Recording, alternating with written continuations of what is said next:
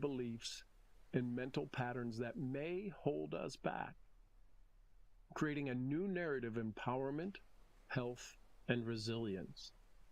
By actively choosing thoughts and language that align with our goals, whether in healing, strength, or vitality, we are building a bridge between where we are now and our potential for optimal health and personal growth. So the question comes up, what to expect and key awarenesses as you begin. Let's start with subtle shifts and powerful impact. You may notice An audio small, series gradual I've done changes in your on thoughts, training your and teaching emotions, brain and talk. even physical sensation. At first, these shifts may seem subtle, yet over time, they build momentum. Like any skill, consistent practice strengthens your mental resilience and amplifies your body's response to positive self-talk. You are retraining your brain to focus on healing, resilience, and well-being. All right. Patience with some old patterns. Let me find that. Our minds hold on to familiar patterns as a form of self-protection. Really? Some of these patterns may have been ingrained for decades. No. So it's natural for old beliefs to surface as you venture into this practice. Allow yourself to observe these thoughts without judgment, gently redirecting your focus to the language and beliefs that support healing and growth. That would be good. So, hey, good morning, everybody. The idea of brain talk. Brain talk is this whole body conversation. Self-talk is what we say to ourselves so that we can keep ourselves focused. Brain talk is what we say to ourselves, not just ourselves, right? Self-talk is what we say to ourselves. Brain talk is what we say to ourselves. It's a visualization, it's an energy, it's a frequency, it's a vibration, it's a tone, it's an intensity. So yeah, that's a little bit about brain talk. So here it is, Friday, December 12th, 2025. I hope everybody's doing well. Yeah, what can I do to be of service? What can I do to be of service? Oh, there's somebody else in the waiting room. How can I bring value to you today? I'm updating and upgrading my 12 module series. It's a year-long program called the Life Navigator. So I'm upgrading that. So I'm working on that. That's kind of cool. That's going to be exciting. The Life program, it's about a $4,500 program. Cool. Questions, comments, how can I be of service to you? What are you absolutely crushing it doing? What's that thing you're working on that you're doing amazing at, that you are wanting some insight, some updates, some upgrades?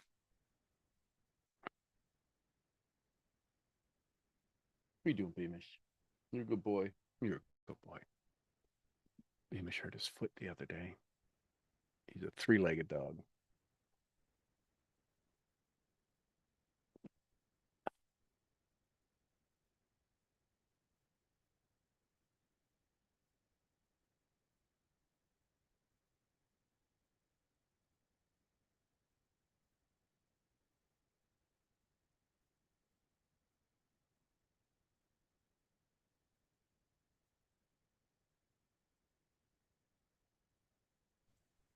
Good morning, Sean. How are you this morning? Outstanding.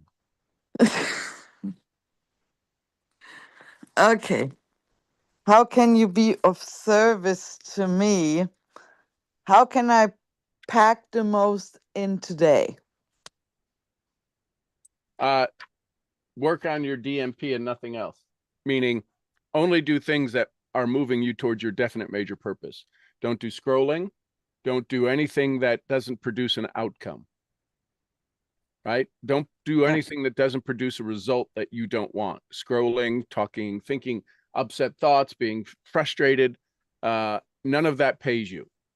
Right, correct. Right? So from the very moment, start with the idea of today I'm going to focus on what's the energy you're going to want to feel? What's the feeling you're going to want to carry throughout the day?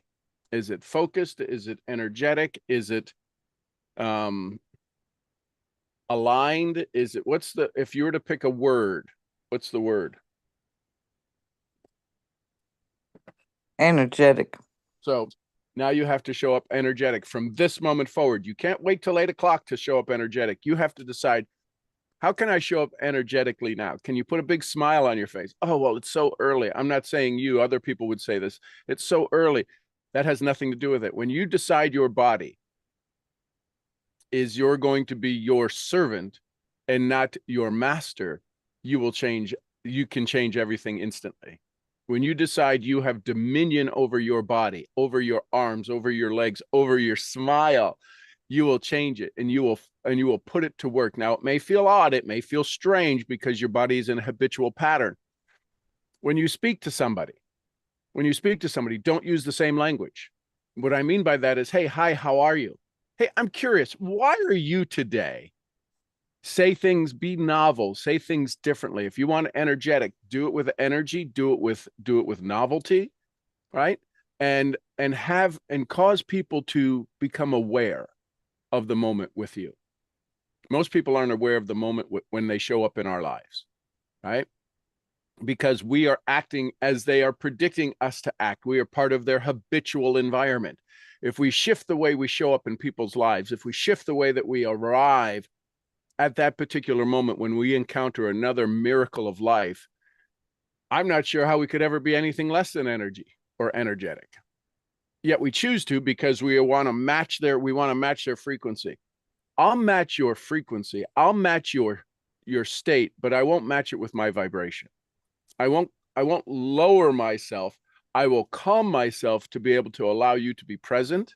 I won't overpower you, but you won't take away my power. So I would, if that's the thing you want, then that's how you add the most to today. And I promise you, if the law of attraction works, and it does, when you decide you're going to be in this energetic state, things of energy come to you. Yes, I agree with you. Yes, I agree with you. You bring up what is it? You bring about what you think about? Yep, you think about what you think about. You think about what you think about? No, what you think about. What you are thankful for, you bring about. And most people don't realize, if you speak of depression, if you speak of negative, if you speak of lack, the universe assumes because you are speaking of it, you are thankful for it. Yes, I was just telling that to somebody yesterday who was complaining about all the pain and they were having, and I told them to stop, because Sean would tell them to stop because he's keeps putting the same thing over and over and over out in the universe, and then keeps getting more and more pain all over their body. How crazy is that? So one of the things to help people grasp that, because again, telling them isn't always the best solution. Say, hey, listen, do you realize how much of a miracle you are? Exactly what you were thinking about, you were bringing about. How you are a miracle. You are a miracle. They'll go, what are you talking about? But whatever you talk about, you bring about, right? Yeah. What would you really want that you don't have now? Oh, I'd love to feel better. I haven't heard you talk about feeling better. What happens if you start talking about feeling better? Literally, your epigenetics turn on, and you start to activate cells to heal. It's the craziest thing. So that's a better approach, probably. I mean, not probably. I certainly agree that good. it's a better approach. Yeah, don't mind me. It's 4:11, not an excuse, but I love it. All right. Well, I love it too. So you were saying Beamish hurt his foot. What happened? Just playing rough, and I don't know if he twisted his little ankle paw. Oh no. But he can. The challenge is he won't stop. He won't slow down long enough to let it heal faster. So if Seamus goes out, he's got to run and play with him, and Seamus gets a stick because Seamus isn't hurt, And Sheamus runs with a stick, and Beamish still tries to keep up on 3 legs. So every now and then he Oh puts my that. God. Yeah. So he's just on 3. Yeah, maybe you can wrap it or something. He'll get through it. I'll put some theta wave wand on it. I put theta wave wand on it and some magnetics and some. I have my What's fadeaway wand? It's a theta wave wand. Is a it looks like a hair dryer, and it puts out theta waves with heat, and it helps get into the skin, deeper into the skin, into the epidermis and the dermis. Oh wow, that's only for animals, or do you use that on yourself too? It's for humans, and I just use it for animals. Ah, that's interesting, and it works on humans if you use it for pain. Well, I did. So I have a tooth that needs they want to do root canal, and it had an infection. So I use the wand 30 minutes at night and in the morning, and the infection's gone and the discomfort's gone. So wow, so you won't need a root canal. We'll see. Wow, okay, that's pretty cool. Yeah. And there's network marketing companies that sell them, and you can buy them online, and there's different wattages and different stuff. But yeah. No, never heard of anything like that. Wow, that's very good. And then I have my frequency generator, my Bexley Harmonia, that I put next to him for muscle and inflammation reduction. So. And he sits for that? He doesn't have a choice. It fills up the whole room. If he wants to be in bed with me, he's gonna get the. I see. The frequency, yeah. Well, I hope he feels better soon. Beamish. Silka says feel better. Little tail wag. Thank you. Oh, thank you for the tail wag. I love tail wags. All right. Thank you so much. Thank you, Sean. You're welcome. Love you too. Who else? How can I be of service? What is it that you want to focus on for 2026? What's your goal? What skill or talent do you need? Have you gone through the 116 questions? These are challenges. Until right. So here's some of the questions. Guided prompts. This is number 14. So I think this is the end of it. I think there was only 14 sections. I'm done explaining away the version of me who. Which version of you are you done explaining away? I'm done explaining away the version of me who what? Who suffers with lack, who deals in delay, who struggles. Question 2, my actions from this point forward will no longer tolerate. What will you no longer tolerate from this moment forward? What energy, what frequency, what?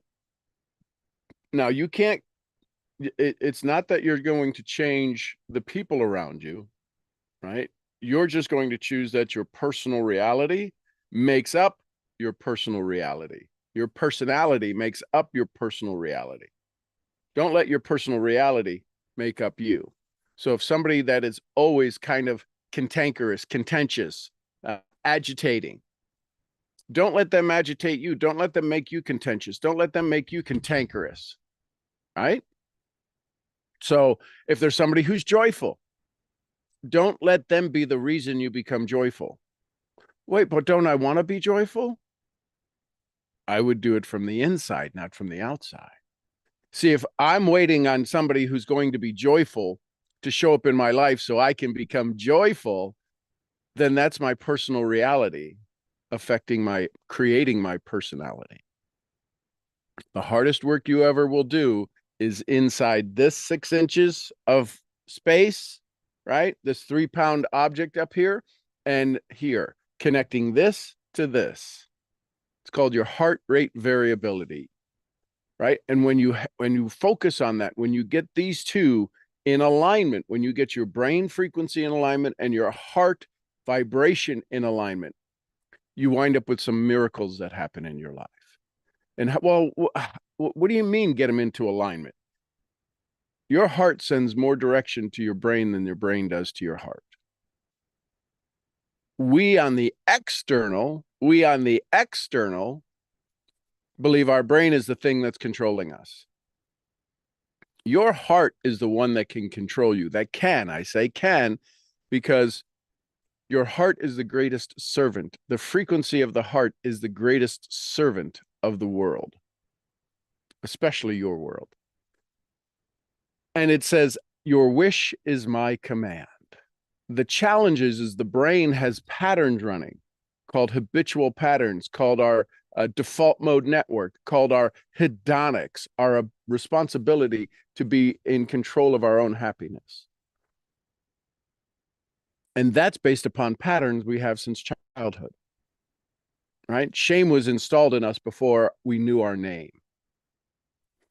All of this to say, your heart, when it gets a chance, when it sits and watches a sunset quietly, and maybe you have your toes in the sand, or you're standing on a balcony with a loved one, when you watch that sunset, or you watch that sunrise, the beginning or ending of a day with light, your heart's in complete control. What messes up those moments is when the brain gets activated. Somebody screams, runs down the beach naked, whatever it is. That's just it causes you to become distracted. And the challenge with the majority of people, majority means over 51%, 50%, 51% or more, numbers closer to about 98%, say, I just can't seem to get traction. And the challenge is they've never had traction to lose it. They were in constant distraction. Oh, I get so distracted. No, it's not really distracted if you never had traction. Right? We call it, when a car hydroplanes or slides on the snow, that it lost its traction. Because if it never got traction, it wouldn't leave the house. If a car never had traction, it could not leave the driveway. Think about us. Think about us as individuals.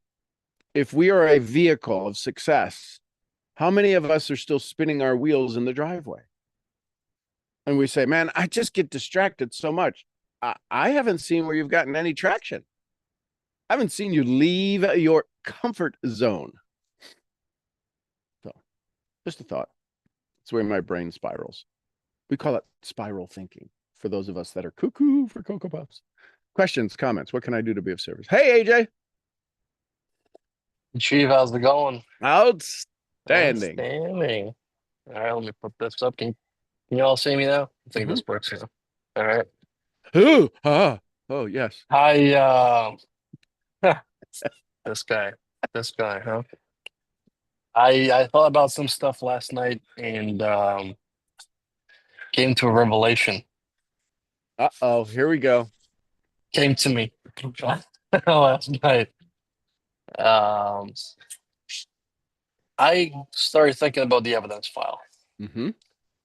And I started thinking about what is it that all of us do or did already, and we never pay close attention to it. So I started thinking last night as I was actually starting to write down the evidence file, and just all of these things popped back in that I didn't think about for, ages,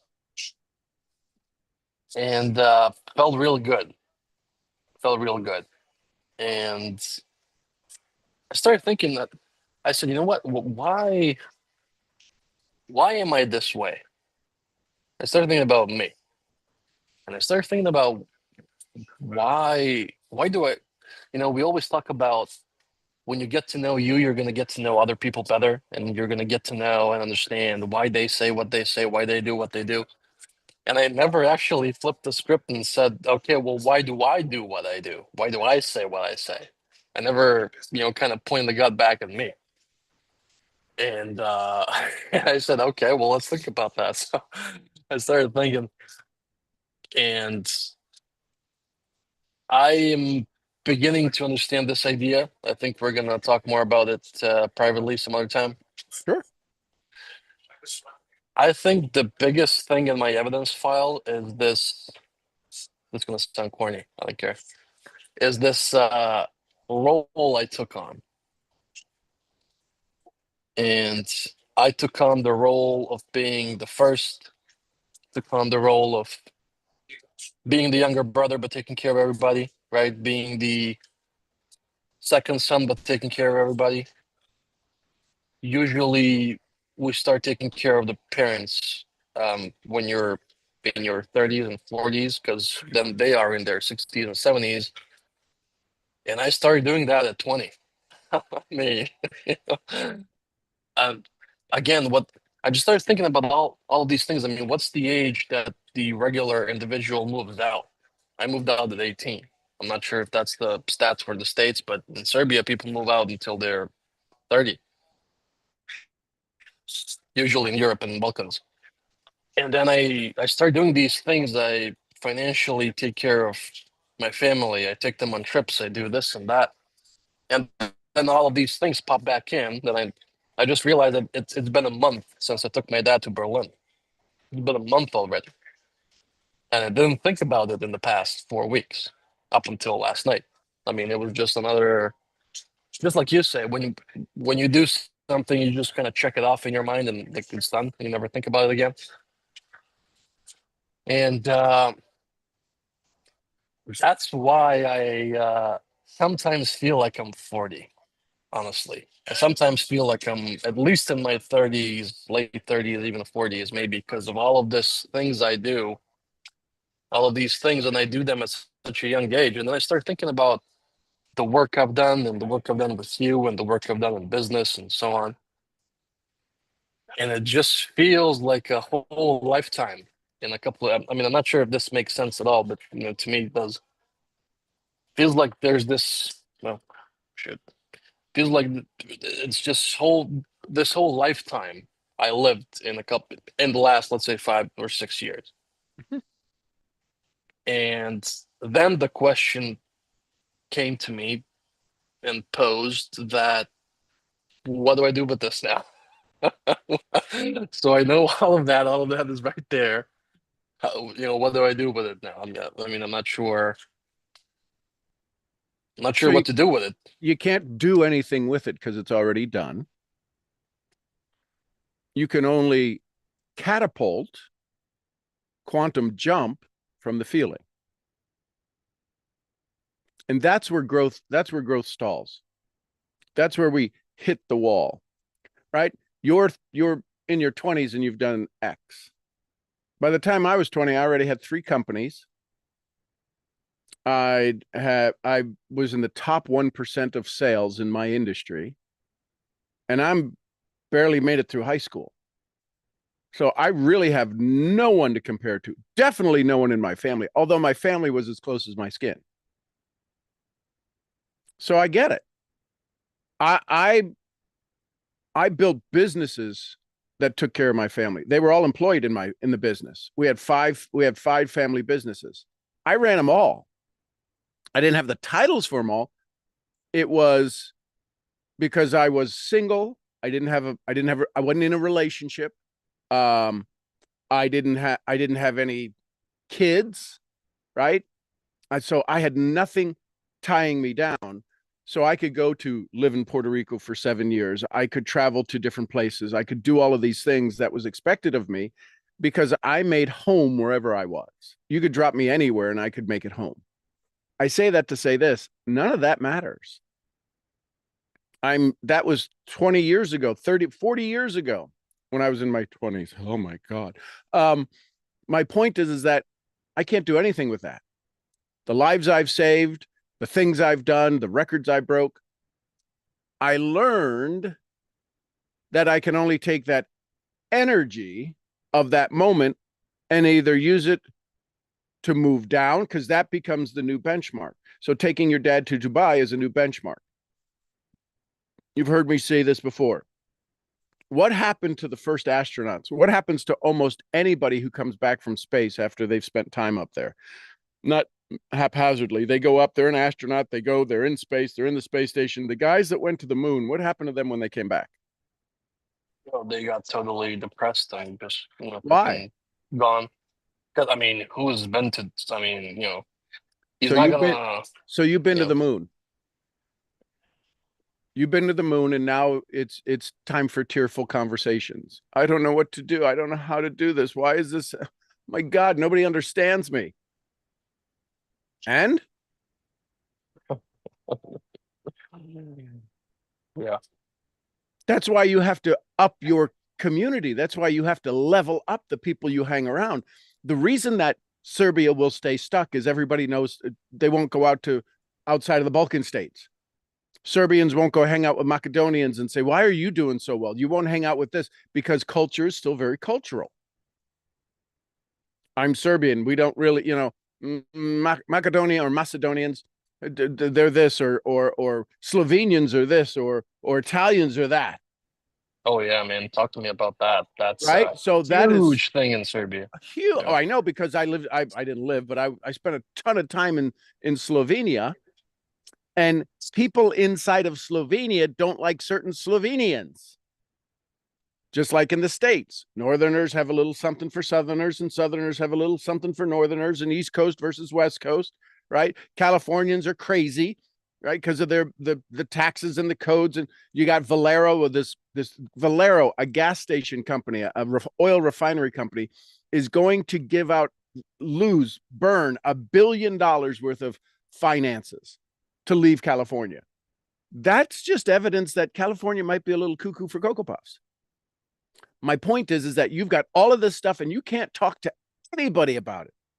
The best of your local friends who are excelling in their field can't hold a candle to what you've done. So you narrow it down to the very niche, to the one sentence in the book of your life called sales. And you talk to them about sales. Let's just talk about sales. Let's just talk about sales. Let's just talk about sales. You can't talk to them about them taking their dad to Berlin, them taking their mom to Dubai. You're this outcast. So what happens is when we become aware, when we become the reporter, anybody of us, drop an R in the chat if you've ever seen a reporter with an agenda. Does that make sense? The reporter shows up with an agenda. I'm going to dig into this, and I'm going to get the story, because I don't want to know the rest of the story. I just need to know this story. So if you've ever seen a reporter show up with an agenda, that's what's happening now. You have a reporter who's showing up, asking good questions, wholesome questions, real questions, with an agenda to keep you stuck. And it seems as if you're not the one who should be excelling. You're asking the questions. What do I do with this now? The hell are you, an idiot? What do you mean? What do you do with it now? You catapult from it. You go for more. You take it to the next level. But I'm going to make everybody upset. Okay, let me know how that works out.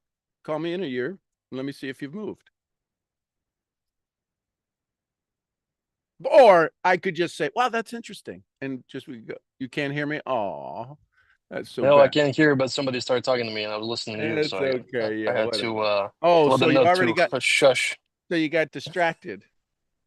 I told them to shush. So there you go. Yeah. Does that make sense? No. I'm kidding. It does make sense, obviously. It's just this little... You're looking for some recognition. I get it. Listen, we all need it. We have to survive with that, because recognition lets us know whether we're in a safe space or a not safe space. The challenge is that there's only a handful of people in the world that can give you attaboys that are also going to tell you in the same sentence, when are you going to do, what's your next big thing? Most everybody you're about to talk to, right, in your 20s, you are in your 20s, everybody up to your 60s and 70s cannot imagine how to guide their white passporting you. They're literally every conversation you're about to have. This makes sense now. Right? They're going to give you a white passport. It's the best they got. It's a freaking white passport. And you have to look at it as, wow, I wonder if I could help them get better. I wonder if they're interested to see what's beyond the white passport. You should talk to these people, your friends, and say, hey, listen, I want to schedule a group trip. I want to schedule a buddy's trip. You and me, let's go to Dubai, April of next year. I'm not paying for you. You've got to create the, now, if you want help with creating the income, I can help. I can teach you some things, but I want you to put on your books. And what I would do is I would create a quarterly guys trip, buddies trip, something to go somewhere and put their feet to the fire so that you stop being the one that's the gallivanting around the world. Because your world-class business model is to live in Serbia, to have residence in Serbia, but not be there that often. So where's your January trip? Shout out Selena and Miami 305. Yeah, well, I'm not. Maybe I was thinking about going to Vienna, maybe Austria for New Year's Eve. I don't know. Right. And now who can you have that conversation with? Yeah, man, it's a there's very lonely conversation. Oh yeah. Yes, sir. Until so here's the next big thing.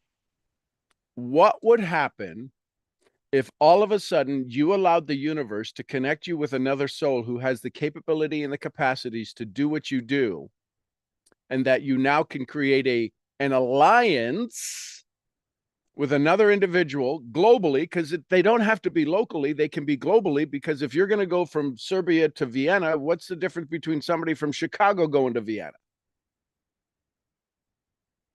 It's just money. So what happens if you elevate and start to include allow yourself to be included in the circles of people who go to Vienna? See, this is a change the way you look at things, and the things you look at change. Because there's are you going to be, if you went to Vienna, would you be the only soul there? Oh man, Vienna is the act right now. Everybody's in Vienna. Right. And how many are I think you would call them Viennesians? How many are local? Wieners.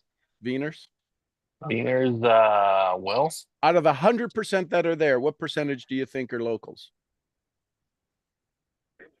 I'd say probably 70-80%, I think. So there's a 30% population of people you can connect with who would understand your story and call you out on some shiitake of, what the hell do you mean you're not going to Vienna? We were scheduled to go to Vienna. Yeah, but my cat, screw the cat, get rid of it.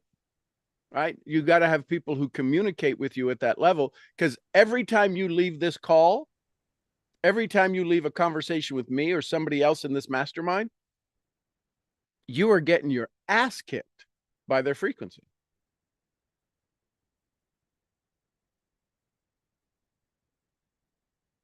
Ain't about doing certain things, about doing things in a certain way.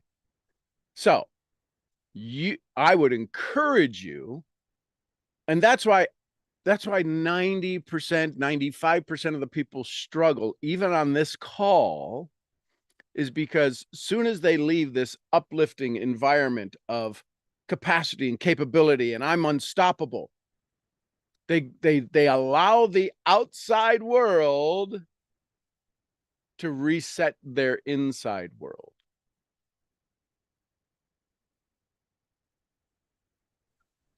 Yeah, man. Sometimes I feel like this is NA or AA or something, and you're just coming up to you for a shot, and then you go out there, the world, back to the crack house. Yeah, I mean, listen, because I'm definitely guilty of this. I'm not certain if people are feeling the same way. I feel that way for sure. It sometimes feels as if just what you said right now, you couldn't put any better. Sometimes it feels as if we're coming to these calls every day just to get a shot, just to get a fix, and then we go out there in the world and we get our behinds handed to us on a silver platter, and then you come back tomorrow again and you say, well, you won't believe what happened, and then you deal with it. You help us deal with it in the moment, which is sometimes challenging, because again, the call ends. See y'all tomorrow. Take care. Thank you for the mastermind conversation we had today. And you go out there, and I mean, all hell comes loose. And sometimes it's tricky. Sometimes I gotta say, it's tricky sometimes. I remember until I remember you said this a couple of years ago. You said, "I'll be happy if I show up to a call and nobody's there, because it means that everybody is doing the work that I told them to do." I surely don't want that. To be clear. So let's take it. Let's not, because there's about 17 meanings to everything I say, and I speak with on the lower scale. Yeah, I speak with such a level of depth. So here's would be the great thing. Before I ask a question, everybody's got their hand raised. That means that nobody from yesterday showed up. I hope nobody from today shows up tomorrow.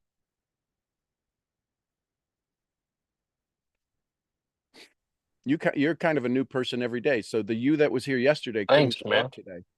Right? No, thanks. I appreciate it. Thank you. Making the lead more. Right? So if you listen carefully, this is for all of us. If you understand the influence that you have in the universe, you got to ask two simple questions. One, am I the same that showed up yesterday? Because then life is really going backwards. Two, am I going to leave everybody so much better that they can never become who they were? Every time you guys show up at the ranch, I say, listen, the you that checked in can't check out. Now, you may find yourself somewhere along the path back home, yet the you that checked in can never leave the ranch from a mastermind. It's impossible. Simply by stepping onto the grounds of the ranch, your body changes. Your frequency changes. Being around the dogs, you're done. You're different. You're a completely different soul. The question is can you take that and go back and use it? You're given a new recipe called the best version of your life for you in that moment. If you're happy and you laugh and you're so excited to see the dogs, why would you ever lose that? What takes back over your authority of your body to become less than joyful? I'm still seeking. I ask every day, what is the secret I need to uncover? What is the code I get to uncover? What is the vibration? What is the connection? What is the recipe I get to create to make life-changing, life-impacting conversations that last with people? There's a frequency that exists. There's an unwritten word. There's rituals that have been hidden from society, taken out of culture, because they were so powerful that people in command, people in control didn't want that available so that you could have your own. And that's what I'm seeking of. I don't know if I'll find it in a text, in a book. I'm getting close. I'm finding some pretty cool things. So the frequency of your name. Do you realize the name that you were giving is a limitation? What? The name you were given was never your name. This is some biblical stuff right here. And the name that you are is waiting to be spoken. Everybody's name has a frequency. And when you understand some interesting conversations about your name and you do certain things with it, there's a pattern that exists based upon the letters in your name. And so then you could say, well, that's this. Well, that explains a lot of that. And because that explains a lot of that, you get to choose a new name. Usually it's given to you by those who understand you better. And with that new name, what would happen? Who would you be? Listen carefully. This is for everybody. Who would you be if nobody knew your name? What would people say about you? I'd be Harvey Specter. I don't know, man. I'll be. But isn't that what happens? See, Steve Jobs says your reputation is what everybody says about you when you leave the room. What's the thing that most people will first refer you to? Your name. Do you know Steve? And if they don't know your name, how do they describe you? If somebody didn't know your name, how would they describe you? The short guy, the tall guy, the skinny guy, the fat guy, the guy with the guy with the beard, the guy with the short hair, the guy with the one bushy eyebrow. How would they describe you? They will describe you in the 2% of your capacity, meaning matter. They will describe you in matter, the things, right? The physical. Who describes you as energy? Those that love you. Douchebag McDougal. That's a good one. That one may go on a t-shirt. Yeah. Hey there, you gotta go down to the DMV, change your name to Douchebag McDougal. Douchebag McDougal. Oh, Last can you name imagine? McDougal, first name Douche, middle name Bag. Yeah, the Shea bag. Douche That's, Bag. man, can you imagine you getting pulled over? I'm sorry, Mr. McDougal, can you get out of the car, please? Put your hands up. Yeah, that's true. Yeah. I think people that love you or people that are close to you, like in your inner circle, for example, I would never, if someone asked me to introduce you to them, I would never go for the physical. You know, this guy's tall, this guy's skinny, this guy wears glasses or whatever. I'd say this guy's a total nut job, and I'll start, talking about you, talking about the conversation we had and the shared experiences we had, and that's true. And then if you talk about someone who's not really in the inner circle, you would say, well, you remember this guy with the and then you start snapping fingers. The guy with the. Guy had a big forehead. That's He's true. got his hair's over to one side. He's got that one, snaggly tooth, whatever it is. Yeah. So what happens? So this is about frequency. And what happens if we start to describe individuals about energy? The reason that it's so hard for us to describe the energetic side of people is because we are not sitting in the energy of people. We're not even sitting in our own energy. So describe Michael in energy, or describe somebody that if they ever saw the call, they wouldn't be upset because they'll never listen to the call. Who would you pick? Oh, I can always go for Andrew or Mitch or Michael. Yeah.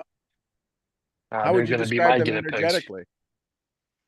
Oh, let's start off with Mr. I'm 100 years old, Mitch, aka. It's well, I'd start off setting the stage like this.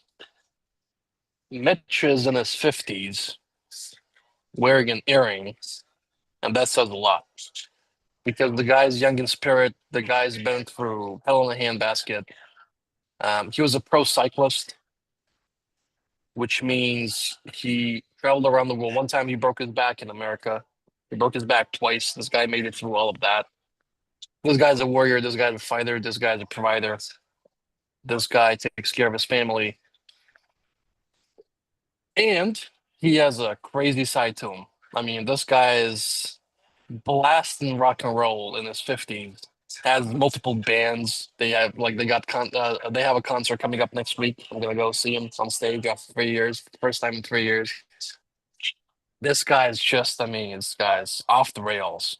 And he is the guy that you call at 3 o'clock in the morning when you need something, and he actually shows up. Even though he doesn't have a car, he'll show up somehow. So this guy's off the rails. Now, isn't that different than describing him by title?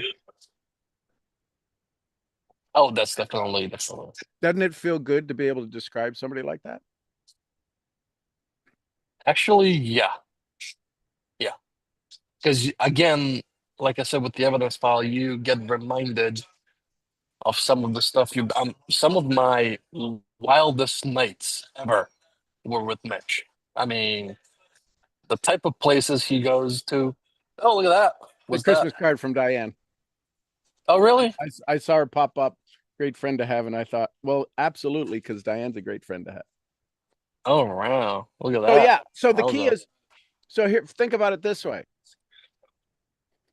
When you describe him in that way, here's the thing to pay attention to when we describe energy. Listen carefully. When we describe energy, we can only describe what we understand. You can't call him something you don't know. Does that make sense? You can't. So when I think of Mitch, when I see him pop in, when I see him say, hey, listen, I just wanted to say hi, right? With the first time we called him, from when we called him from the mastermind, right? When I said, call somebody you really, and he picked up and he says, I just want to tell you how much I appreciate you, what you're doing with this kid, blah, blah, blah. So if you were to, I'd say, oh, man, have you ever met anybody who's disciplined legacy? What does that mean? This guy has a level of, he runs on a track that is extremely narrow. Now, it's a wide ass track compared to most people, but he has this discipline for life that's about legacy. He doesn't want to have anybody around him who lives in a limited world. Now, he may cut your legs out from underneath you because you're doing stupid stuff. He'll tell you right up front that he does. Now, how do I get this? Because I understand his energy. I understand his frequency when he communicates. He's one of those individuals that who you are speaks so loud. I don't need to hear the words. If he spoke it all in Serbian, I'd still get the same frequency. I'd be like,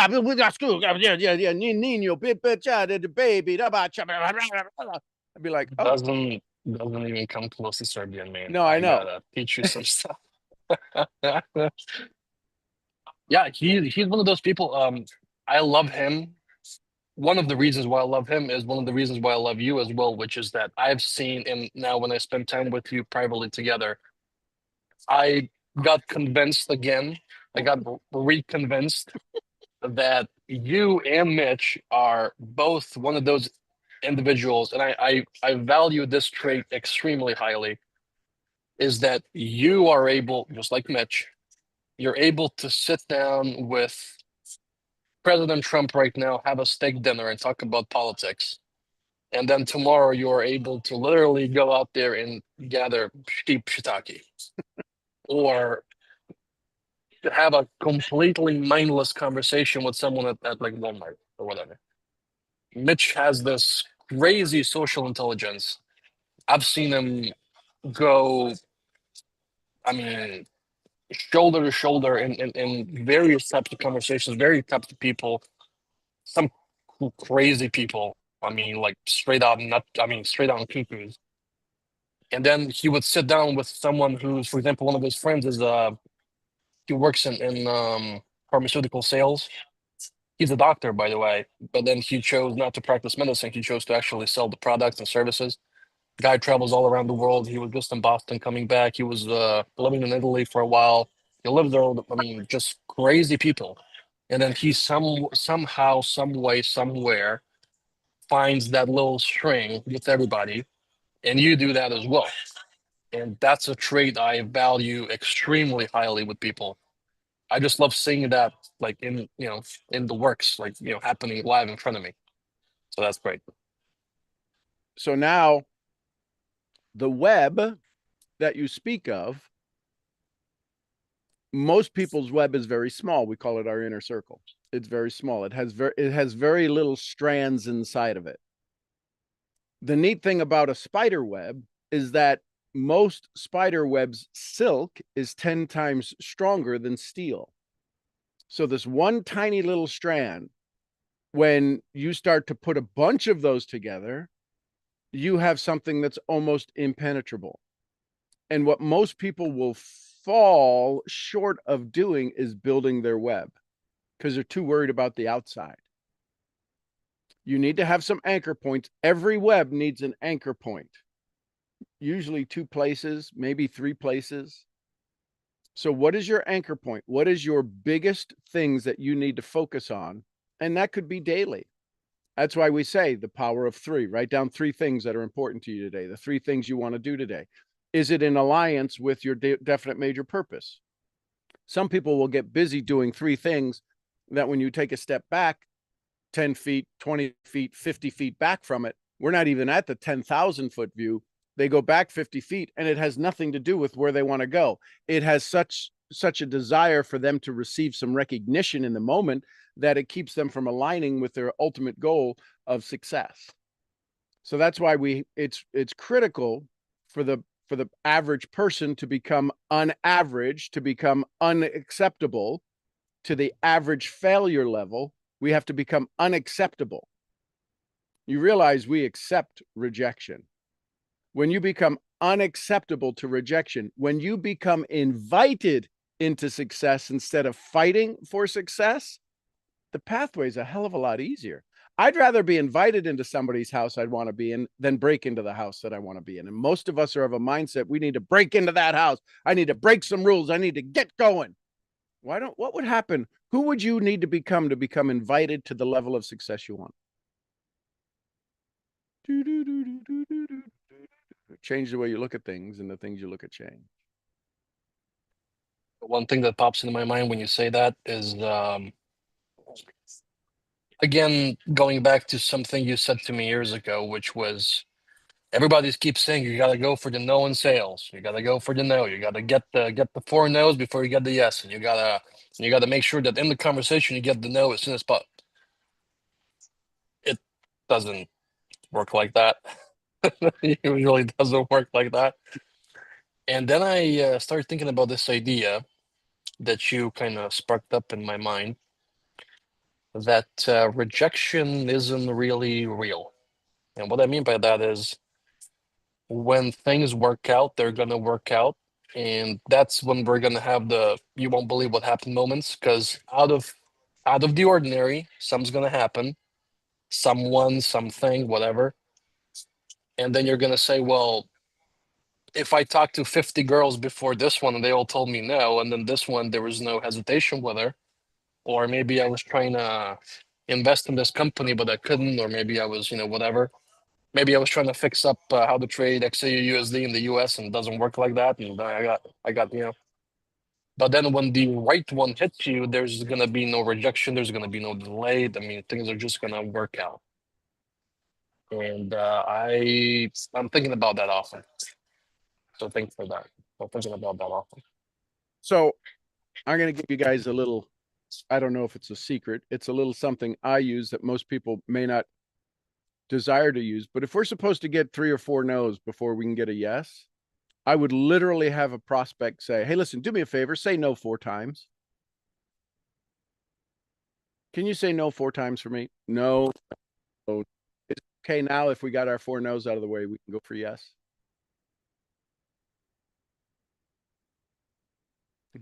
Well, I go, you're going to have 4 no's, 5 no's before we get started. Is it okay if we get them out of the way so that you can listen for a yes? Because they're listening. And that I do that again. I'm odd. I get it. Most people are like, well, yeah, I've never heard anybody say that. It's why they're not sitting on their dream ranch with sheep. They don't have what they want in this lifetime. They keep struggling. I just choose struggles for average people.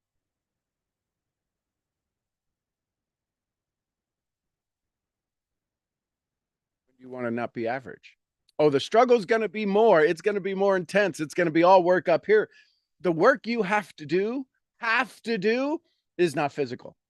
It is the most debilitating. It is the most exhausting work you will ever do. The idea of sustained thought. Thinking about what you want for as long as you want, to have what you want when you want in this lifetime, is the most difficult, the most challenging, the most energy zapping, draining work you will ever do, because your life has already got some great rules in it, and it's called your current comfort level. And to break out of this comfort level, to get the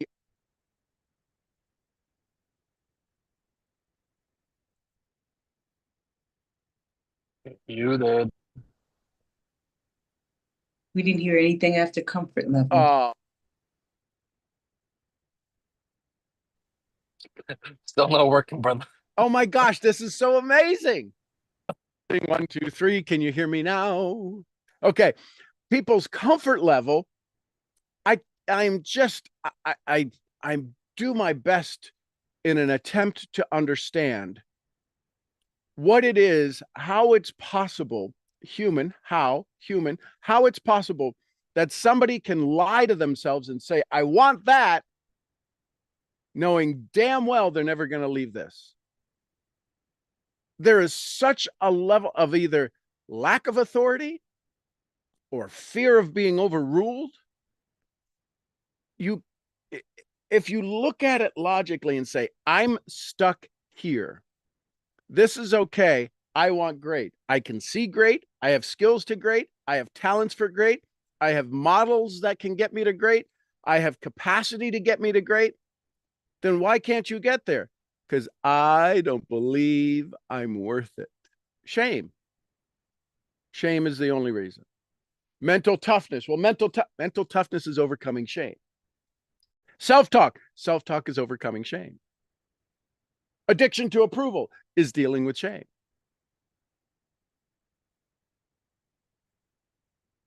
And you are in a shame land, a land of shame. Now, throw in social media. Woo, we just upped the shame level factor of 100.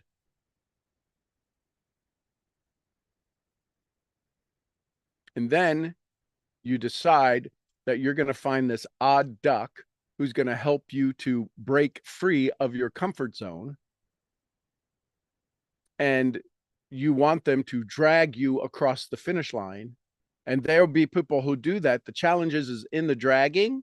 You have a rope, you have your breadcrumbs back to exactly where you were, because that's your comfort zone. Very few of you want to be uncomfortable every day. Every day, every hour.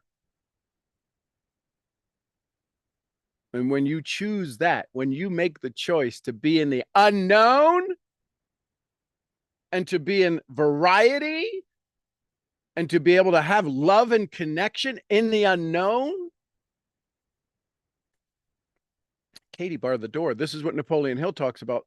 When riches come in such vast amounts and from such a variety of places, you will wonder where they've been during all the lean years. It can happen today. It can happen. It'll always happen now. Maybe the now will be today. And when you do that, you never look back. It's literally the was it Sodom and Gomorrah, where Saul and his wife were looked back? I don't know if it was Saul because she turned to salt, but I forget what their names were. The husband and wife that the angel said, don't look back. She looked back and turned to a pillar of salt. You can't look back. In looking back, you become salt. You become frozen in time because you're like, oh, but that's my comfort zone.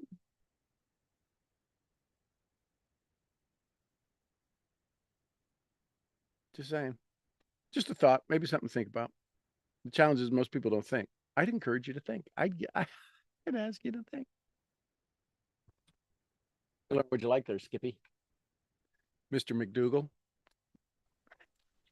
That's how I'm going to put you down my phone, douchebag McDougal. Mr. Douche Bag McDougal? Mr. Douche, we got your order at number 11 over here. Mr. Douche McDougal. DBM, Douche Bag McDougal, DBM. Crazy stuff. Okay. I think I know what I'm going to do. Good. And then I'll reach out. The highest version of you absolutely knows what to do. Did you see that breath? Yeah. It was so loud you could pick it up on the mic. That's the breath of despair, they call it. I heard about it one time. Yeah, well, okay. All righty. Is what it is. All right, all right, all right. Love you, brother. Anyone else? Last thoughts, comments, questions, takeaways?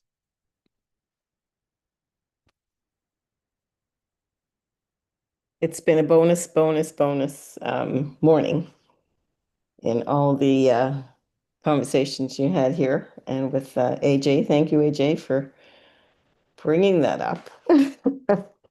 It just triggered a lot of things for me that's been happening. And yeah, Sean is, I don't know, he's just a unique person that gets to pull us forward in looking at those things in a different way.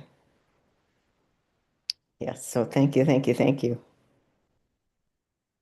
I take all the Kevlar for y'all. Bring all the ammo outside. Yeah, and I turned a new chapter because my sisters, oh my dear, they're always arguing or something happening. And one of them, they were having issues anyway. So of course they would call me because like you, AJ, I'm the second child, but I'm out of the four, but I'm the one that everybody leaned on and I always did for everybody. So I finally said to them, I said, what do you guys really, really want? And you struck it right on the head when you said the last statement there, Sean, about people's comfort level.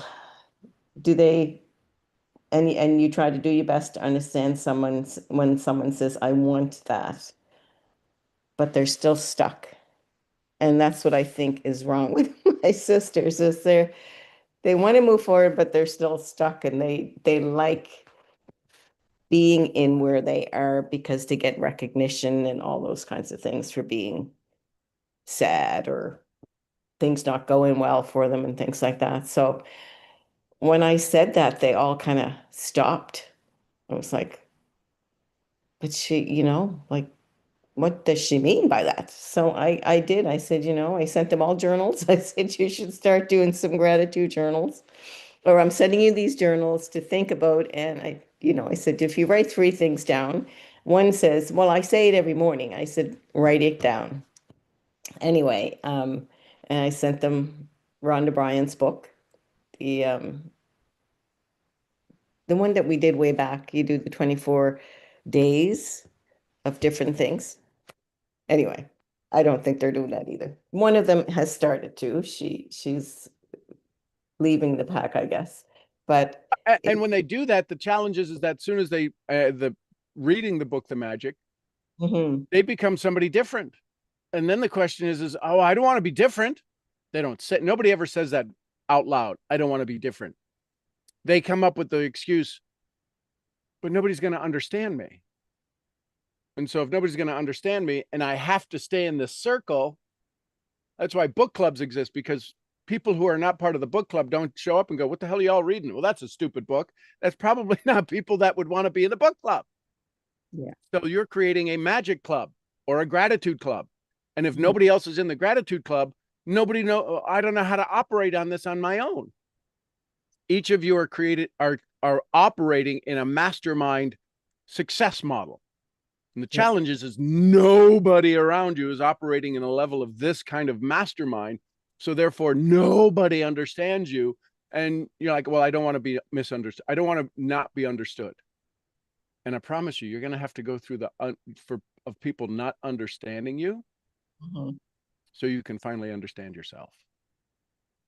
Well, my youngest sister, we've had many conversations. Of course, she calls me too late at night, but but she is starting to get it. And she has gone and listened to some of your stuff on YouTube. And she goes, yeah, we always thought Sean was this crazy kook, but he makes sense. And I said, he does, anyway. She said that? They thought it was a cult when I first started going to the ranch. No, and that's the thing is when how does he get 26 people coming to a ranch and they got no water and y'all are going to be excited to go and you're what? And sleeping in RVs? This is a cult. It has every earmarking of a cult. I do need to get an orange robe or maybe a green robe, something that's not commonplace with gurus. Get it just a green robe and a sash and let my hair grow long. Just get a bright red one. Yeah, a bright red one. There you go. with a hood. Yeah. But something happened last week. My husband, my son did actually. He sent this car to me that I always wanted. It's a BMW 335i. And this guy was selling it. And he says, this is your car, Mom. This is your car. And I said, oh my goodness, I don't know. I'm not in the space right now. He goes, Mom. So we went to see it, and guess what? My husband bought it for me. So, when you say you won't believe what happened, like I said, really? And honest to goodness, everything fell into place because the insurance is not that much. And It needs some work, but it is in top shape. It only has 9,000 kilometers, and it's just It's amazing. the dream come true. Yeah, it is. It is. Now, we're going to take the last 90 seconds, and I want you to pay attention. The universe was ready for you. You said, I'm not in a place. I know. Did you hear it? That's what you said. Those are your words. I'm not in a place. Mom, this is your car. Husband, I'm done. This is done. Insurance said, we'll adjust it accordingly. We will make it a, what's the thing? They use it in The Godfather. It made you an offer you couldn't refuse. True. Now, pay attention. So I would go back and I would spend a couple of hours, not minutes, a couple of hours reviewing the one statement. I wasn't ready, but the universe overwhelmed me. I would investigate. I would truly investigate. I would spend a week, 40 hours investigating that simple little awareness, because that, my love, is going to be the breakthrough of all breakthroughs. Even though, well, no, it's too much. It's not enough. Oh, but it is my dream car. But what happens if my dream comes true? I can't have another dream. What would be my next dream car? All of this, blah, blah, blah. Look at all of that. I'm talking, let's narrow it down to the infinitesimal one sentence. I'm not in a place. Yet the universe said, the hell you're not. We don't care. What's that? Break those things. See how you bring those things out? I never thought. But, and because the universe, and here's the thing, what you are seeking is seeking you. It showed up. The dream was so big that your son said, oh, that's mom's car. Didn't say my car that I should give to mom. Didn't say I'll gift it to mom. It said, here's mom's dream. Let me show her where it's at. Who gets a car at 9,000 kilometers? Who finds the insurance that's below what I thought it would be? I'm not in a place. The universe overpowered you and said, you're in no other place than receiving. Now, here's going to be the real curious part. I think I know the answer to it. Have you rewarded yourself for getting the car? No, the car was it itself. No, the car was not it itself. Have you given yourself a cup of tea, sitting on the porch, basking in your connection to the universal source to say thank you? Car's not the gift. See, most people assume the car is the gift. The car is not the gift. The car is not the reward. The car is the simple fact, the physical, the 2%. The car is the manifestation, right? Wallace D. Waddell says, we must move from the competitive mind to the creative mind. Napoleon Hill says, it's never the thing. Let the universe surprise you to give you the thing you didn't know was possible. That's the thing. The car is the thing. Do you know what brought it? This overwhelming, overpowering desire for the last 6 years of my relationship with you that I've been blessed with, the last 50 years that you've been working on it yourself, of saying, I deserve a reward. I am reward worthy. And the reward shows up. So we think that's the gift. No, it's all of the stuff you did up to this moment, up to the moment your son said, here's the car. And you're like, oh, that could be, but I'm not in a place. And the universe said, the hell you're not. We are going to outweigh you. We were going to outvote you, Diane Sweeney. And they outvoted you. They did. Your husband outvoted you. Your daughters outvoted you. Your son outvoted you. The salesperson outvoted you. The insurance company they all outvoted you and said, we don't care what your vote is now. This is what happens when you have created enough karma in the world that the universe says, I don't care what you think. You're going to get it. It was interesting that the young guy that we got it from, he's such a sweetheart. He really is.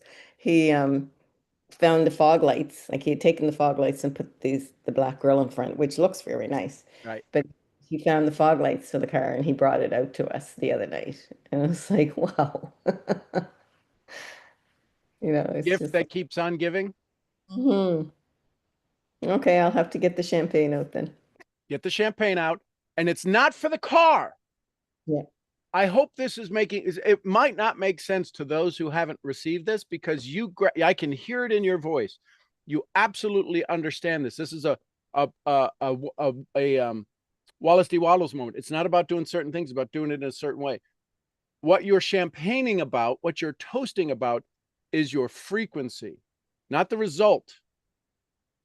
You're toasting the 98% of what made this happen, not the 2%. Soon as your son saw the picture, he saw the 2% of your 98% dreams. Does that make sense? Yes, it does. And how could he get excited about a car that wasn't his? Logically speaking, listen, I think babies are cute, but every kid's baby's ugly compared to yours, right?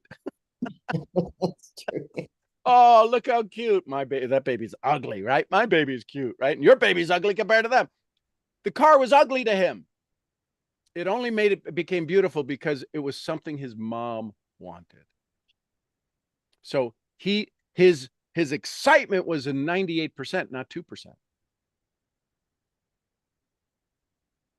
How it happened was 98%, overwhelming your 2%.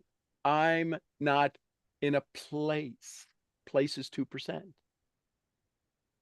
The universe overwhelmed you 98-2. The battle was over. Now that you see it, the battle was over the second it started. 98 versus 2, done. 98% of universal strength versus 2% I'm not going to do the conversion to kilos, of 3,000 kilos. It was 3,000 kilos if that's how much the car weighs. That's 2% of the mass versus this 98% of universal intelligence. It was overwhelming. The fight was over before it began. And you weren't ready to receive it because I wasn't in a 2%. You were in the 98%, otherwise it wouldn't have happened. If your 98% was out of alignment with receiving that, it would have made it not happen. Your 2% still had space. I would, when you toast it, toast the 98%. I let go, let God. And it's funny because when I do my gratitude every morning, I always say, I'm so happy and grateful for being in harmony with the universe. And I get to see it. Well, and when it shows up, it's a you won't believe it moment. Mm-hmm. And that's when you have to fall in love with the universe. Going, I listen, I wake up the moment I become conscious. I say, thank you for allowing me to awaken to another day. And I am so excited how you are going to surprise the living bejeebies out of me. I am ready for surprise. And the littlest surprise, I open the sheep gate and all of the babies are laying down, and Nora, Ainsley, and now Fane. Fane came over and let me pet her just for a second. She's like, you still got to work up to my level. And I'm like, I got it, Fane. But she let me. That was a surprise of unbelievable surprises. We have to allow the universe to surprise us, and it's going to do it with the little things. How many of us have wanted to help a friend unbelievably? Oh my God, I love this person. I'll do anything for them. And yet, every time you did something for them, they rejected it. So you only did these little things. You wanted to see if you could work their way into allowing you to be of a servant to them, to be, I'll get you a coffee, I'll get you a napkin, but you couldn't go get them a car because they'd think you're nuts and they would disown you. Don't make the universe disown you. Well, there's little things that's been happening this week. Of course there is. And it's going to continue to happen because you received. And go ahead. My friend did send me a nice note the other day about, I'm such an inspiration to her, and because her sister's just been diagnosed with cancer. And she said, so I sent her a message back and she said, you're such an inspiration. And so instead of saying, my normal things, I said, I receive it. Thank you very much. So I'm learning. And I want to, what do you call those? An Indian head massage. I was doing some breath things with this other friend. She has 12 days of breath work. And yesterday she drew my name and she said, you just want an Indian head massage. So, and just out of the blue, it's not out of the blue. Stop it. Okay.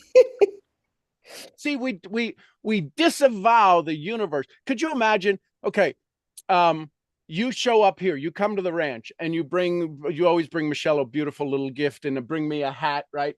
I had the hat on yesterday. Somebody goes, Toronto. I go, oh my God, I'm wearing my hat out. I didn't know I even wore it out because I want to make sure I keep it clean. Anyways, imagine you showing up. I go, well, yeah, that's Diane. What? What? You came 40 hours to get here. What? No, what a miracle. That head massage is the miracle, is the universe saying, you ready for more? I got more for you. You ready for more? Imagine the unending supply of joy. And now imagine your friend who loves you, who picked your name, going, oh my God, it's Diane. I get to work on that. 98%. Focus on the 98%. And I promise you, this is a moment, this is a turning point as you allow it to float into your life to where now it's going to cascade. You'll wonder where was all of this stuff last year? Because you weren't here last year. You weren't in this place. I wasn't in a place. Get your ass in the place. You and Al on the same frequency, aren't you? Yes. Thank you, thank you, thank you. You're welcome, welcome, welcome. Congratulations. It's so clear to me today. Thank you. Please, when you have joy like that, don't hold back sharing it. That was a week ago? You got the car? Yes. Take this hand. Go like that. We need that kind of joy. It's not too well, I don't want to share it with everybody because that just seems too much. It seems like I'm bragging. Brag the hell out of it. The universe brought me my car. I wasn't even looking. You weren't. Yep. Your son found it. Allow the universe. I would say, instead of you wouldn't believe it, say, oh my gosh, my son surprised me. My son found the car that was of my dreams, and it was perfect. I wasn't in the place to see it. He saw it. That's why we have our mastermind. I would write your son a long note, paragraph or two, about what it took for him to be open enough to see it, that if he ever wonders if he does enough for his mom, I'm going to cry. You just allowed me to step into a new level of my life. Thank you for giving me this gift. And it has nothing to do with the physical. It has everything to do with the energetic. You raised a good kid. I did. As much of a pain in the ass as he is from time to time. I know that because I can say about Mason. No, he's been really, really good. And actually the calls that he'll call me out of the blue when he and his daughter are coming from daycare, and because she wants to talk to grandma. So we have a little chat, and then he'll say, okay. So he had a long conversation with me the other night about his son that lives in the States, and the education fund and his goals and things like that. And he's never really had that serious a talk with me before. And he's never talked to his father about it. It's always me with this kind of stuff. And when it has to do with Joshua. So it's really interesting how, and he talked about finances and different things like that.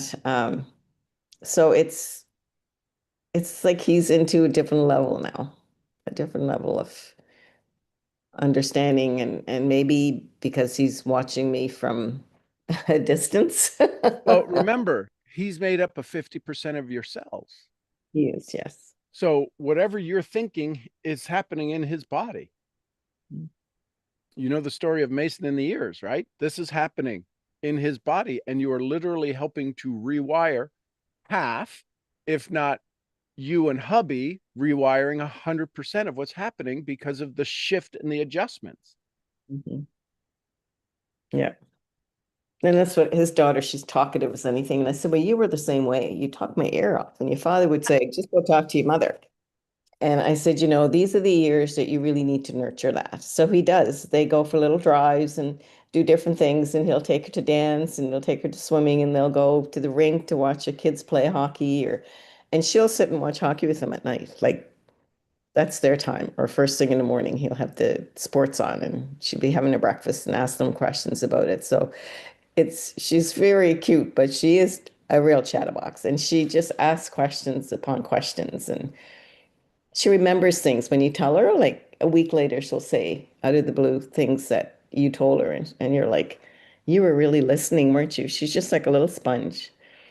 So that's what I'm saying to him. You really have to spend time and instead of getting frustrated, just spend time with them and ask questions and see where her little mind is. And so he said, I started doing that and it's just amazing, some of the things that she comes up with. He said, it's like talking to a 13-year-old, not a 3-year-old. Well, and so from the moment we're born and up until about the age of 6, the brain is shutting down 100,000 neural connections a day because it doesn't know what it needs to know. Imagine a brain showing up in this space, in this universe, and it can speak 47 languages. It can speak 1 language. It can speak 5 languages. It can speak no languages. It has to learn about everything. That's why its eyes are so wide open. From the moment they're in the crib, their eyes are wide opening and they're adjusting what's safe, what's not safe. So she's 3. She has the capacity to expand this, to continue to expand this before society shuts her down into a box, into she's a girl. Oh, you got to like pink. She's a girl. You don't play hockey. She's a girl. She blah, blah, blah, blah. Yeah. Right. So I love that he asks her questions. Yeah. But, it's you that trigger that in me to ask all these, to tell him that, because that's what I did with him. But well, sometimes we're unconscious competence. And yeah. His wife gets really, she says, I've had enough. And I said, you really have to just ask some questions and do things. Because when I go over to babysit, she loves it because we do different things. We run around and play games and, I do all that kind of stuff with her. And I was babysitting the other night and she says, Grandma, can you walk me and sing some songs? And so Christopher goes, oh, they came home. He goes, oh, she had you wrapped. I said, no. I said, we really had a good time and I enjoyed rocking her because she's not a little baby anymore. She's like 30 some pounds, right? And he goes, okay. I said, it's just a little relationship her and I have. That's all. He goes, okay, we'll go with that. Well, imagine now in the last however long it took from the instant the car was arrived in the consciousness of those around you to the moment you now have the keys, right? The metaphor you get to use this as a training is unbelievable. Had a dream, didn't see it, went to a specialist, called my son. My specialist found the car for me, and within 3 weeks I had the keys. And then the source brought me more lights. My point is that in this moment, imagine when you walk with the baby 30 pounds, that's a dream you get to give. It's, oh, the universe had you wrapped. Yeah, you became the universe to that child and you wrapped it up because they didn't do it. They say that it controlled you. No, you controlled the moment. I think you're a grown adult. You could say no, but we won't say no to things we love. That's true. Yes. What if we fall in love with our dreams? Oh my gosh, it's right here in front of us. You just proved it. Oh, my dream car. It showed up. I'm not in the place. Bullshitaki. So what if we fall in love with our dreams? And what if our dreams would want to pick us up and cradle us? Is that hard? Your grandbaby asked, Grandma, can you walk with me and sing me songs? How many of us have a dream to the universe? Universe, can you walk with me and sing me songs and bring me all my joy? Absolutely. When you absolutely love it, when you absolutely have confidence and faith in the universe, your grandbaby doesn't realize that she's getting heavier and that you might not be physically strong enough. I promise you, you'll be doing arm curls so that you can carry her when she's 100 pounds because it's a moment you don't want to lose. Well, she always asked me, can you lift me up? Because Christopher told her when I was having treatments that I couldn't lift her. So I said, oh no, Grandma can lift you up. You're just a sweet cuddly thing. I don't mind doing that. So she jumps in my arms very quickly. And please, please, please, when you do the toast and Mhm. you do this deep dive investigation, you have the perfect visual of your grandbaby jumping into your arms. Do you think your grandbaby loves jumping into your arms? Oh yes, she does. Who do you think loves it more? Her jumping into your arms or you having her jump into your arms? Who has more capacity? Now, her love is 100%. Mhm. Your 100% is truckloads bigger than her 100%. So Yeah. even if you are at 50%, it's 100 times more than hers because she just doesn't have the capacity yet. Make sense? Yeah. So if I have this cup, my cup is full. Yet Mhm. I have a pond out here that's fuller. It's only full. We use the word full, but my pond has a whole lot more full in it than this has full in it. That makes sense? Yeah. Your love for experiencing a granddaughter jump into your arms has a lot more full in it than her full jumping into grandma's arms. Okay, yeah. So if you're full, it's not more than hers, it's just more of it. It's still love. You love it, she loves it, and the two of you combined, there's a whole nother exponential set of love that exists. The mastermind of jumping into arms and loving. You're doing it, she's doing it, but it's two different experiences, yes? Yes. So Yes. now the universe jumped a BMW into your arms. Be the receiver of it so that the BMW wants to give you more. Because now your grandbaby, she ever draw you a picture when you show up and go, Grandma, I made this for you. Yes, I got a couple on my fridge. Shocking. Now imagine the BMW saying, well, I got more things for you. But we don't think of that because we think of it as the 2%, not the 98%. Yeah. Here goes Sean. That was a mastermind lesson in itself right there. And I promise you, imagine every time you set a goal, imagine the universe with as much joy as you have when your grandbaby once says, please pick me up. You're like, I will do that. Imagine the universe 1,000 times more excited to give you your dream, to fall in love with you more, to allow you to love it more. See, we don't love the universe. We do infinitesimally. When you have, what did God say? What did Jesus say? Have childlike wonder. When you have childlike wonder, God surprised me today. Universe surprised me today. I can't imagine what I'm going to see. I am going to be so excited how the universe is going to surprise me after today's call. Are you kidding me? I can only imagine what the frequency that each of you have put into this call that's now flowing in through the atoms and the electrons and the protons and the croutons through the screen into my ear holes, into my heart, that when soon as this call ends, it never ends. You know, I sat in the hot tub there, and it was gray clouds. It snowed a little bit last night. It was just a little dusting. But I'm laying there and I had my eyes closed and the sun came up behind the clouds and it was so bright in my face. And all I could see was it was like gold and colors. And I thought of you when we used to do the meditations, and it was such and the birds, there were little birds flying around, and it was just such a time in nature. And I should post that because it was a moment in time. And the reason that we sometimes avoid posting the dreams coming true is we don't want to make other people feel bad. That's how we're wired. Don't be selfish. Be self-full. Give other people the chance to dream bigger. That's why I post the sunsets here. I don't say in your face, suckers. No, another beautiful evening. And what happens is the posts are, oh my God, that's beautiful. Thank you for sharing. Listen, this is the same sun that Amadeus saw. I can only imagine the sunsets he saw, or Plato, or Archimedes, or right, any of them. It's the same sun. Einstein saw the same sun. Interesting. It is, yes. Thank you. Thank you for sharing. And Diane, thank you for having the courage to be a little uncomfortable going, I got my dream car and I wasn't.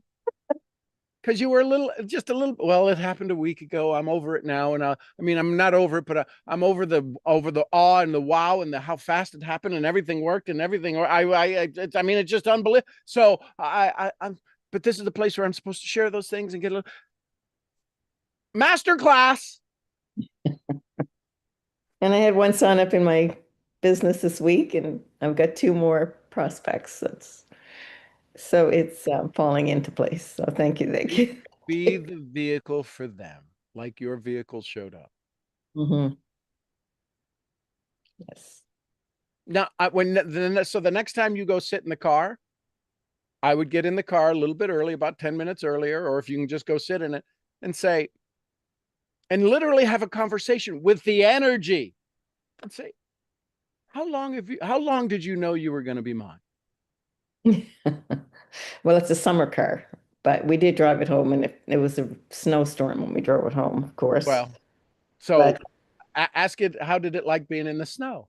Because it doesn't get to do that all that often.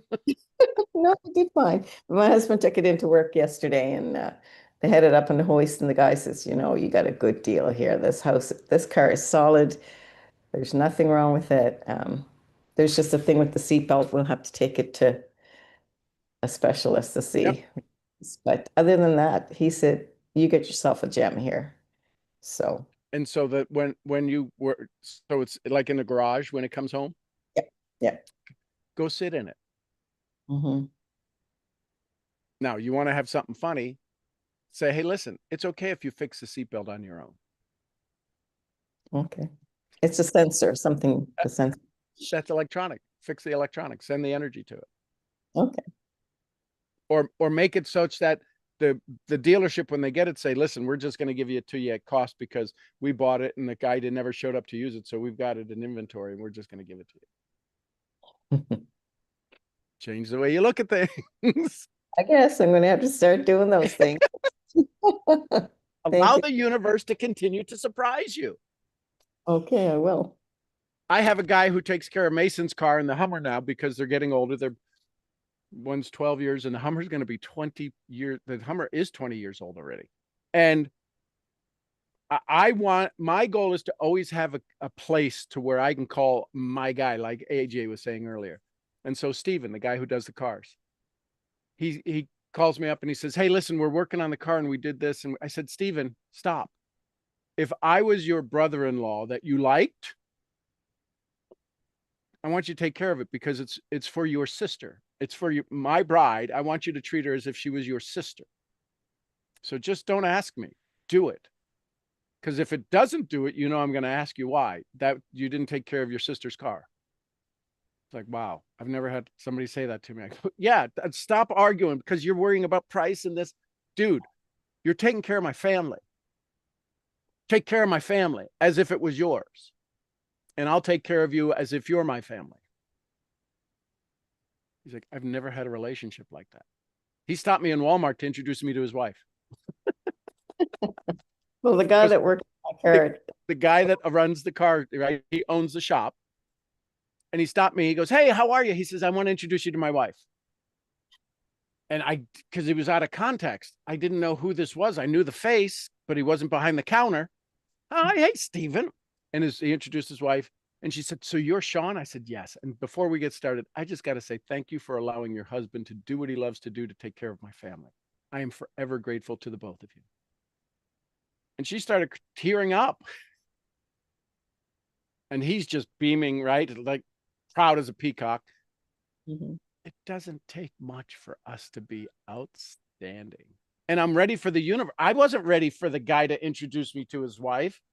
I'm ready for the universe to constantly and continuously surprise me in the bread aisle at Walmart.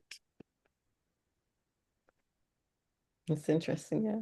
Yeah, there's only one guy that works on my car at the dealership where Richard works. So when he saw me at the Christmas thing, he gave me a big hug and he says, oh, so good to see you. And I mean, I only see him like once or twice a year. I don't see him all the time. But we always send, like, he loves homemade bread, so we always send a big batch of homemade bread and homemade strawberry jam and stuff like that. So he said, just keep the bread coming, he said. And it's not the bread he wants. It's the story behind the bread is awesome. There's no doubt. It's the story it's the 98% story behind the 2% that show up. I want you to start paying attention to this 2% versus 90. 2% makes us happy. Could you imagine if the 2% made you happy and the other 98% is going, the hell am I, chicken liver? What am I, chopped meat? I'm the freaking filet. I'm 98% of this whole freaking thing. And you're focusing on this. This is a great story. Do you like steaks? Yeah. Okay. Do you ever hear of a T-bone? Okay.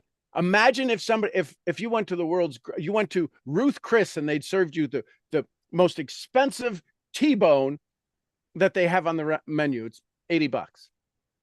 And you went, oh my God, that's a beautiful bone. What? Oh, that's a beautiful bone. Look at it. It's got this T and there's this, I don't know, this filet over here and this New York strip. But look at the bone down the center. It's almost straight. Somebody go, are you nuts? That's exactly what we do with our gifts. We're focusing on the bone, not the meat. And the meat is the 98%. Okay. My husband say, yeah, she likes the bone. She likes to gnaw on the bone. Well, but you got to get through the meat to get to the bone. So I love chewing on the bone too. I grew up on a farm, so we use that's right. And 2 older brothers, I got the bone a lot. The point is that pay attention to everything that makes it up. The meat and the bone make up the steak. Yes. Right? Because the steak, nobody says, I'll have a filet and a strip. What the hell is that? Oh, it's a T-bone. Because it has both. I'll take a porterhouse. A porterhouse is a bigger version of a T-bone. Bigger filet, bigger strip. But it's the porterhouse. I don't know why that gets named this beautiful, sexy name, porterhouse, and the smaller version is called a T-bone. So, yeah, just pay attention to the 98%. And this is everybody. Pay attention to the 98% of what happens in our life. Okay, I'm changing my goal today to do that. Thank you. Right? Because when we hear Johnny, guys can't hear him, but Johnny's been crowing the whole time you've been talking. And we know what that signals. That's 98% of it. That's just the sound. It's the 2% is it's the 98% story we have around Johnny crowing whenever we say stuff. Yeah. Thank you for bringing this into a a visual that people can grasp. Masterclass. Thank you. Well, thank you for your explanation and what it really means out for me. Didn't it feel, I heard that last breath. Yeah. You now feel as if, is there a little bit more of deserving ease in receiving of the car? Yes. Yeah. I felt that. That was huge. That was palpable on my side. Congratulations. Go talk to the car in the garage. Go, hey, you, I got a surprise for you in the summer. We're going on a trip. We're going on a trip in this amazing rocket ship. We will. We'll be going on lots of little trips. And I can take my babies with me because it's a 4-seater and the top goes down. So we're going to have a lot of fun next summer. Love it, love it, love it. Thank you. Love you. Bye-bye. Love you too. There you go, ladies and gentlemen. A little long, but not long enough. I love you tons. I'm your head brain training. Fix your dreams misfit. Listen, we will do tomorrow. And only because Diane mentioned when we used to do meditations, I'm going to do a 45-minute meditation tomorrow on just this whole idea of what we're talking about. But it's going to be 45 minutes of meditation. So if you're not ready for that, just skip it. And if you are, or you can watch the recording. But that's going to be my goal, is 45 minutes to an hour of just intense meditation. So if you're ready for that, see you tomorrow morning, 8 a.m. I'm your head brain training, brain scrambling misfit. I will see you all mentoring where? At the next event. At the next event. Somebody give me some Costa Rica. Pura vida. Pura vida. Some Lydias. Peace be with us. Peace be with us. And the queen of helping you have more of what you want and less of what you don't. Boss Lee. Boss Lee. Boss Lee, baby. The little white fluffy. Gurgly, gurgly. Gurgly, gurgly. Gurgly. So this came to me while I was saying this. What's going to happen the day I put those in a different order? Right? Somebody give me some Jesse Lee Ward. It's going to be like Puta Vida. What? Right? So I want us to I even put us into a pattern. So I'm going to start breaking that up for you to be able to listen and watch how people, right? As I start to say it, somebody give me some, and somebody's going to be shouting Puta Vida. I'm going to say the queen of helping and Jesse, and they're going to go, what? That's backwards. Isn't that crazy how something that simple, right? But it's the pattern we're used to. Anyways, there you go. That's my brain spiraling. I'm excited. I love you tons. We'll see you all tomorrow morning for meditation.